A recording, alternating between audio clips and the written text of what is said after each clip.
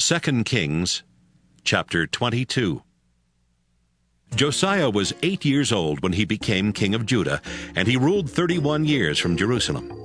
His mother Jedidah was the daughter of Adaiah from Bozkath.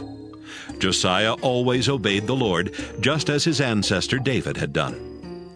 After Josiah had been king for 18 years, he told Shaphan, one of his highest officials, "Go to the Lord's temple and ask Hilkiah the high priest to collect from the guards all the money that the people have donated.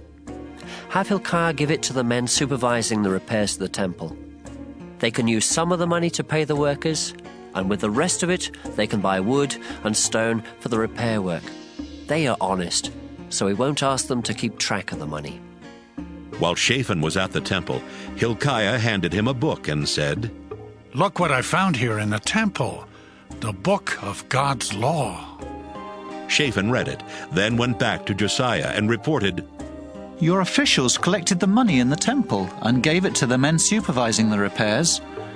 But there's something else, Your Majesty. The priest Hilkiah gave me this book." Then Shaphan read it out loud. When Josiah heard what was in the book of God's law, he tore his clothes in sorrow. At once he called together Hilkiah, Shaphan, Ahikam son of Shaphan, Achbor son of Micaiah, and his own servant Asaiah. He said, "The Lord must be furious with me and everyone else in Judah, because our ancestors did not obey the laws written in this book. Go, find out what the Lord wants us to do."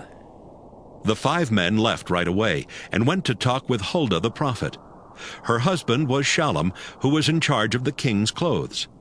Huldah lived in the northern part of Jerusalem, and when they met in her home, she said, "You were sent here by King Josiah, and this is what the Lord God of Israel says to him. Josiah, I am the Lord, and I will see to it that this country and everyone living in it will be destroyed. It will happen just as this book says. The people of Judah have rejected me.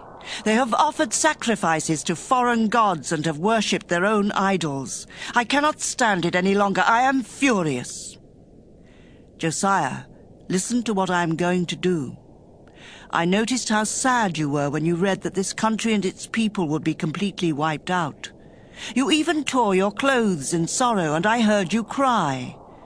So I will let you die in peace before I destroy this place." The men left and took Huldah's answer back to Josiah.